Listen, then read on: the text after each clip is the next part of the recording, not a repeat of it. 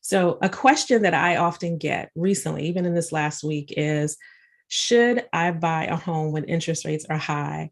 And Bruce, this is a question that often brings a lot of anxiety. I have people that were, shopping during the pandemic when the interest rates were low, and they were going up against lots of people during that time. And now that it's high, they're scared and they're like, should I keep going or should I wait until they go back down again? And so, because this frustrates a lot of people, I wanted to bring you on to help us answer that question.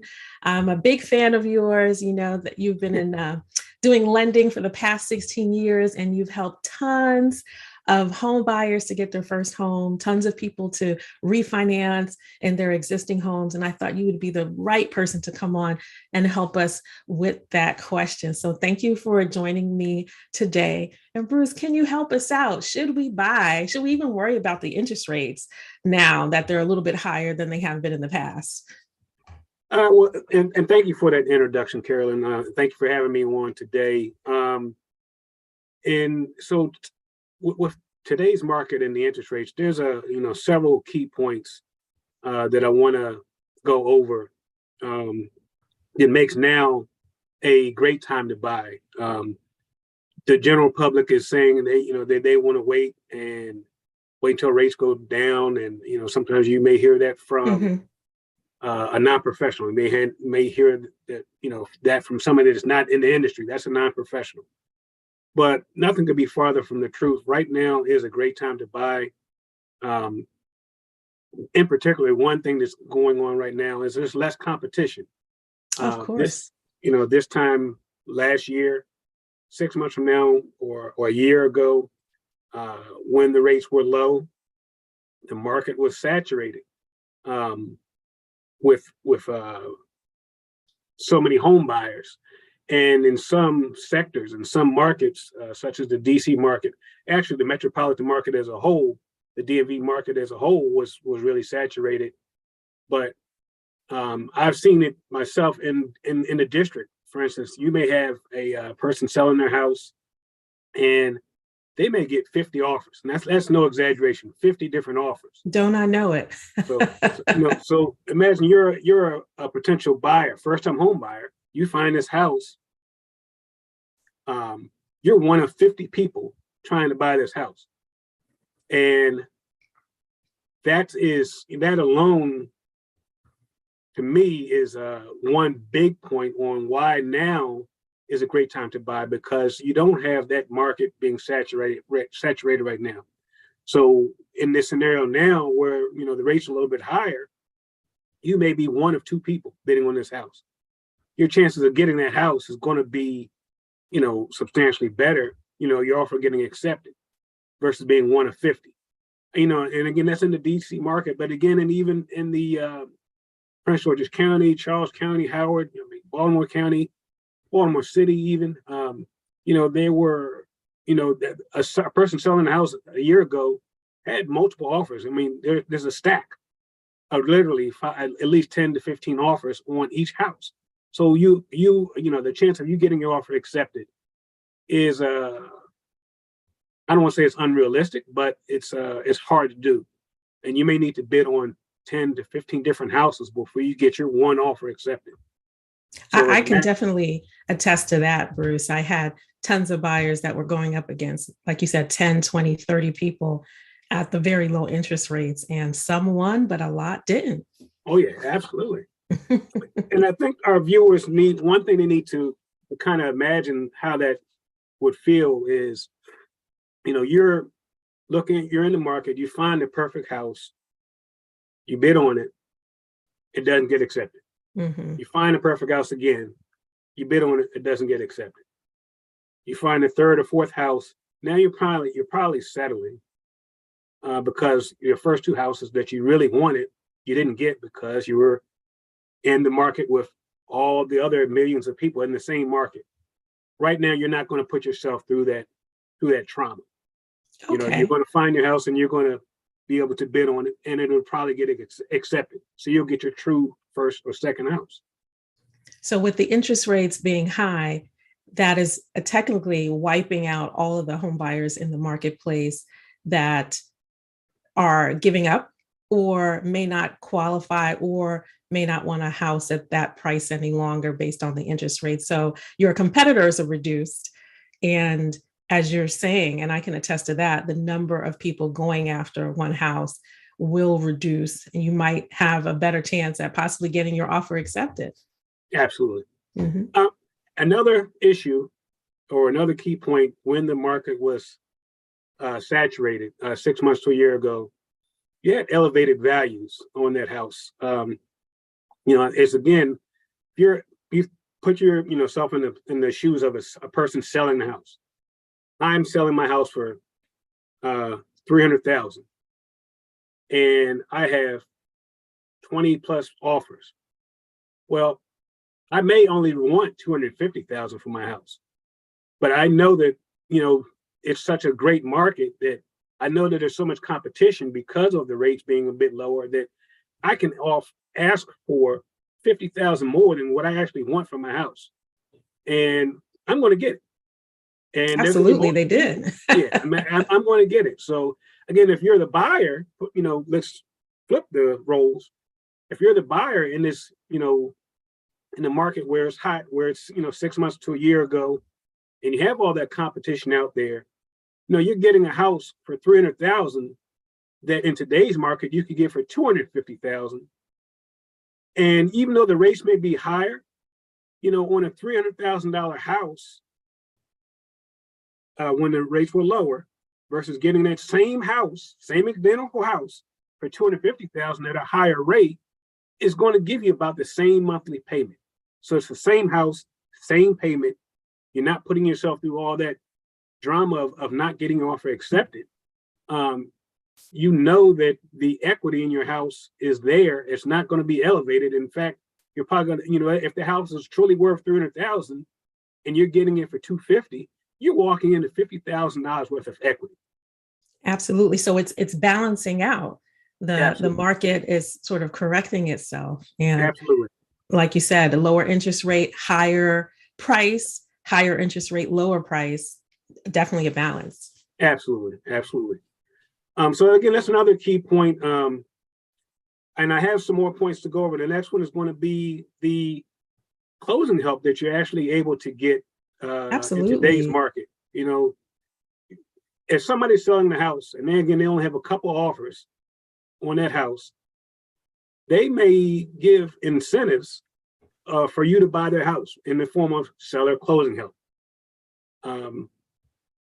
6 months to a year ago, I keep bringing that up. When the market was saturated, if I'm selling a house and I have 40 or 50 or 20 offers, I don't need to give any seller closing help. I know I don't. And I know that the offers that are being presented to me are not going to be asking for seller closing help. In today's market, however, you're able to get seller closing help. We're kind of I don't want to say even playing field. It's actually more on the buyer side now than it is a seller's market. So when the interest rates become higher, what you're saying, and I'm agreeing with, is that in some cases it can turn into a buyer's market, and sellers are willing to give some incentives sometimes. And I've seen actually, Bruce, that houses are sitting on the market just a wee bit longer. So where we might have had 1 or 2 days in the market, you might see 1 week, 2 weeks, and in some areas in Maryland, a month. Very, very different than before, which it's a signal, I think, to the buyers that, hey, even though the rate is high, you should definitely jump in. So I definitely agree with that. Right. And again, some may argue, well, I can always get a down payment assistance program. And that's true. In today's market, you could do a down payment assistance program. When the market was hot, you could do a down payment assistance program as well. So you can help with that closing help. However, again, you have to put yourself in the shoes of the person selling the house. If I'm selling a house and the market is hot and I have 20 offers and several of those offers are not asking for any seller closing help, They're not doing a down payment assistance program. In fact, I might even have a couple cash buyers in there as well. You know, these offers that are asking for seller closing help and these offers that are asking for down payment assistance programs, they're going to the bottom of the pile. And in fact, sometimes they're not even getting reviewed. That's definitely something that I can attest to. I saw that often. So when we're saying the market is hot, Bruce, it was hot for the sellers, Yes, with exactly. the low interest rate and the high prices, like you said, with the down payment, not giving the assistance, getting money over their asking price, and just throwing you to the bottom if you were looking for any help. Are you saying, would it behoove buyers now to possibly explore getting additional help, like down payment assistance programs, things of that nature? Absolutely. Right now is and if you bring up a really valid point, when I say the market was hot, well, really it was saturated with, it was hot for the seller. Right now, the market is actually truly hot for the buyer. And the general public does not know that because they're hearing, again, information from people not in the industry, non-experts. Right now is a great time to buy, with getting that assistance, doing a down payment assistance program. At the very least, the other thing that you're going to get as a homeowner that a lot of people don't realize in today's market, again, having that peace of mind of a fixed payment. Absolutely. Your principal and interest is going to be fixed for the life of the loan. And one thing that's going on right now, okay, you can compare the rising interest rates and say, well, I want to wait until rates go down. I want to wait until rates go down, which is not a good move. But to look at the rising interest rates, guess what else is rising right now? Inflation. Well, inflation is rising, which is causing rent payments to increase. Oh, yes, in response to inflation. So, absolutely. The people that are holding, they're on the fence and the rents are increasing. Well, if your rent's increasing, and you're paying extra money, what is the difference between paying extra money to your landlord and paying their rent because you're paying their mortgage? Because whether you're own or not, if you're renting, you're still paying somebody's mortgage. You're paying your landlord's, and your landlord is charging you more rent, and you're getting nothing in return. You're not getting a more spacious apartment or whatever your rental is. You're not getting anything more for that rent payment. So let's deep dive into that for a second, Bruce, just for a moment. So when you purchase a home, your payment is going to be fixed for the most part when you have a fixed interest rate. So no matter what's happening with the interest rates, no matter what's happening with inflation for the next 15 to 20 or 30 years, if you had a payment of $2,000 a month, it's going to be $2,000 a month. The landlord, if you're renting, it might be $2,000 the first year, as you just mentioned. And then as things happen in the world, for whatever reason, including financial, economic matters, that landlord has to adjust their payment. And so that rent might go from $2,000 to $2,500, right? So correct. If I believe, and you can let me know and give me some guidance on this, but I believe that if the home buyer could focus on the payment and what they can afford at that payment, and they're comfortable in that, it's not a burden, no matter what the interest rates are, they would be in a good position. What do you think about that? That's 100% correct. I mean, you need to, when you're looking at buying a house, instead of looking at the interest rate, look at your budget, look at your monthly output on the house. And one thing that a lot of homeowners that they don't realize until they actually get into a house, but renters don't realize until they actually purchase a house is, and I'm not, before I make this statement, I'm not a CPA, I'm not a disclosure alert. I'm not a tax consultant, but you definitely want to talk to your tax provider when you purchase a house, or potentially if you're in the market to purchase a house, because the interest that you're paying as a homeowner on your mortgage, on your primary residence, is going to be a tax deduction. And typically it could be about 25% of that interest is going to be a tax deduction. So, for instance, if you're paying $1,000 principal and interest payment, between the interest and sometimes even the property taxes may be able to be of some type of write-off, you may end up saving $250 to $300 per month in taxes as a homeowner, where you're not saving anything as a renter.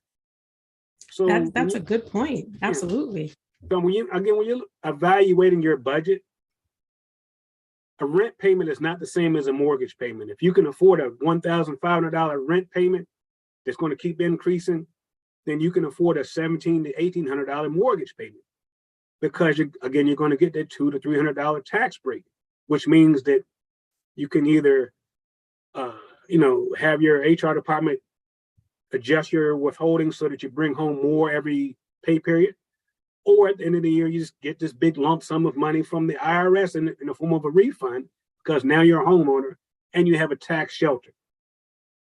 Absolutely. And Bruce, going into that, make sure that you guys speak to your CPAs, as you said, yes. Full disclosure, where I'm a real estate agent, yes. Bruce is a lender. Just look, these are some really great points that you've made so far. There's less competition in the marketplace when the interest rates are high. You're not going to be going crazy, in terms of trying to put an offer in. And also when the interest rates do eventually go back down, because over the last 40 years or so, I think interest rates have gone up and down, but they're certainly much lower than they were, say, like in the 80s. And then during that time, they've gone up, they've gone down, up and down, but still not above those rates. And people have actually purchased at higher interest rates and refinance when they've gotten lower. So when you're comfortable with your mortgage payment, if, for example, and historically it tells us that it will go back down lower at some point, we just don't know when. If you're comfortable with your mortgage payment and it does go down and you qualify and you can refinance with a lender with like Bruce, then you'll have this extra perk that now your mortgage payment might drop by a few dollars, right? So it could be something that you could look forward to. Again, we're not economists, we're not financial experts, but we can take historical information and kind of predict these waves that have occurred going up and down. And that could be a benefit as well. What do you think about that? That's correct. And I say this, that as a homeowner, as a renter right now that's on the fence, to purchase right now, while it is a buyer's market, you truly have nothing to lose in the fact that, purchasing a house now with, again, we're talking less competition, less elevated values, getting seller closing help. And let's say that you do get into the house and a year from now, or 2 years from now, or 5 years from now, the interest rates go down. So, at that point, they go down. You can take advantage of refinancing. And a lot of lenders, I know our company is one, where, I actually have a program for my clients. Again, if they refinance, if you buy a house now, within the first 5 years, or for the next 5 years, if and when the rates do go down, we will do a no lender cost refinance for you. That means the cost that our company charges, we will do a lender credit so that there won't be any cost from the lender standpoint. Now there are other third-party costs that can be rolled into the loan, but typically that means there's nothing out of pocket. So as a homeowner, getting in the house now without that competition, getting the seller help, without the elevated values, and let's say that the rates do decrease, well, now you have the best of both worlds. You got into the house on the easy way, and you get to take advantage of those rates when in fact, or if in fact they do go down. If you wait and the rates never go down, then you have a decision to make. Am I going to continue to rent forever, or am I going to go ahead and purchase, 2 years from now? Let's say that the rates never do go down, and so you're going to wait 2 years. The cost of waiting. Yeah, you're going to waste 2 years renting instead of just getting into the house. And Bruce, speaking about the cost of waiting, I definitely agree with you. If they wait, it could be a little bit higher than it is today, right? It could be. I wanted to make this point too, Bruce, since you touched on the pandemic and the refinancing part that we brought up. But during the pandemic, or during periods where the interest rate was very low, and including the pandemic, a lot of people refinanced. When those rates hit bottom lows, not only were people jumping to buy, but homeowners were doing just that, refinancing so that they could take advantage of the lower interest rate. And so, just as Bruce mentioned here, you may be also able to take advantage of that in the future. So definitely good points. Absolutely. Again, so there's nothing to lose to buy now. You do have everything to lose in waiting. You have time to waste. You have money to waste on renting. You have money to waste on maybe not getting closing help. You have money to waste on paying more for a house that you can pay for less for today. You have everything to lose. And I mean, you have everything to gain and nothing to lose to purchase now.